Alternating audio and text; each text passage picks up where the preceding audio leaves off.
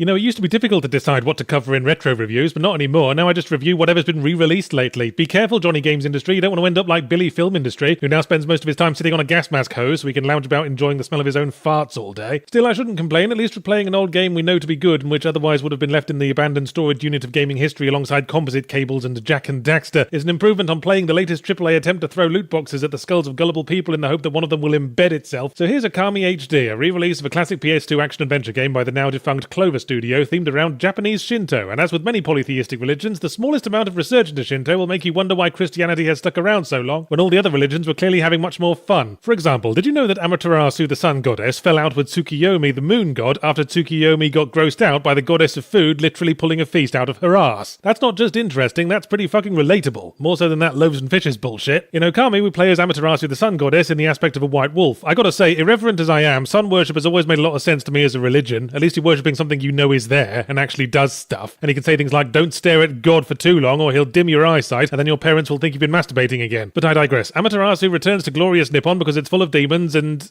she'd rather it not be full of demons. I suppose it's not the most complex plotting in the world, but we're in the land of standard heroic myth here. The kind of thing that can be told around a campfire to slab four-headed tribespeople for generations and eventually retitled The Legend of Zelda. So here comes the usual question for your retro re-release, what we academics call the Jenga problem. Does it hold up? Well, firstly, it's post-2000s and therefore to my crusty mind about as retro as what I had for breakfast this morning, so Okami is still highly regarded, but what you'll note about the rave reviews is that they always go off on one about the beautiful art and soundtrack, and don't seem to dwell much on how the game actually plays. Languid was a word that caught my eye from one review, which is about the nicest possible way of saying slow. It's not paced like a slug on wet concrete, it's languid. That wasn't premature ejaculation, that was biological time-saving. But get through the introduction in which two characters establish the point to save the world from the naughty demons with about 9,000 text boxes that all slowly crawl onto the screen like an Irishman on New Year's Eve trying to walk across a parking lot, all accompanied by Banjo-Kazooie-esque procedural gibber dialogue, and you will know whether or not you can put up with it for the whole game. And hey, here's the good news, you can actually speed up the text display in some of the ensuing dialogue, just not all of it, because we're doing the Yakuza thing of drawing arbitrary distinctions between kinds of dialogue that I guess somehow makes sense if you're Japanese. The weird thing is, most of the time the game dialogue exhaustively clarifies and re-clarifies every next step on the rigidly fixed story progression, but every now and again it does the opposite and leaves you directionlessly flailing around the overworld sniffing your own doggy butt. Zelda is of course the best comparison. It's not a perfect one. Zelda has never had a special attack that lets you whittle on the enemy, much as that would have improved Skyward Sword, but it'll do. The not quite open world that unfolds as we acquire the sacred spanking paddles that open up areas blocked off by ancient stone buttocks, or in this case, celestial brush techniques, which brings us to the main gameplay gimmick of Okami, that you can pause at any time and draw little beards and moustaches on the enemies for a laugh, which is as annoying as ever with analog sticks, so just as well the most complex thing you ever need to do is draw a flat, horribly misshapen circle with a line on it to create a bomb. But even the simple drawings can be temperamental. If your elbow gets jogged by your starving, neglected child while you're trying to draw a line, then your attempted slash will fizzle out and you'll have to withhold another meal. In any other game, I'd consider the celestial brush to be a pace killer, having to pause the action and slowly drag your paintbrush across the screen like you're hungover and trying to lick crumbs off a breakfast tray. But this is a languid game, remember? Not slow, languid. That's not a urine stain on my trousers, it's a moisture concentration zone. And it's not like the celestial brush makes the combat any more annoying. Combat is a thing that ambushes you as you explore the overworld and holds you down so it can show you its holiday snaps. Some, if not most, enemies require celestial brush flappery to defeat, but even without that, the camera has a tendency to get bored and idly wander off while you're trying to gauge how close is close enough to actually hit the bastards, and the action tends to be constantly lousy with special effects. For some reason, it is considered important that flowers be constantly streaming out of our protagonist's bum. Better pack that in when Tsukiyomi's around, Amaterasu. You know what he's like with rectal miracles. And yet, the combat isn't particularly difficult either, so maybe it all balances out. It was something like 20 hours in before I was finally starting to feel challenged by it. Up to then, it had mostly been lots of running around in circles and people slapping their bums at me. Yeah, 20 hours, and that wasn't even close to finished. Okami is one of those games that feels like it's constantly bolting more stuff onto itself. You defeated the giant all-powerful embodiment of evil in a grand climactic battle. Kick-ass. Time to start on the giant all-powerful embodiment of evil next door. This was the PS2 era, of course, back before games were split between either 5-hour story campaigns a lot of people are just going to watch on YouTube, or 200 hours of grind because you really want to unlock Tracer's new leg warmers. And perhaps it's true that to dwell on the open quotes languidness of the pace or how the combat isn't quite as slick and satisfying as something designed by psychopaths to trigger your addiction receptors is missing the point. Does Okami hold up? I do think there are a lot of things wrong with it that it excuses by hiding behind the arty game label. Yeah, the jumping feels sticky and you need to run for about half a mile before you can start sprinting, by which point you'll probably already be at whatever you need to sprint to. But overall it offers the catharsis of a simple uplifting story with lively engaging characters that doesn't get as up itself as some games with a celestial theme. El Shaddai springs instantly to mind, and it never stops feeling like something lovingly devised with a specific intent, which the gameplay foibles may even be part of. The celestial brush is temperamental because we're dealing with the fickle whims of the gods, yeah, who might bestow you with their blessing but then again might turn into a swan and bugger you all night.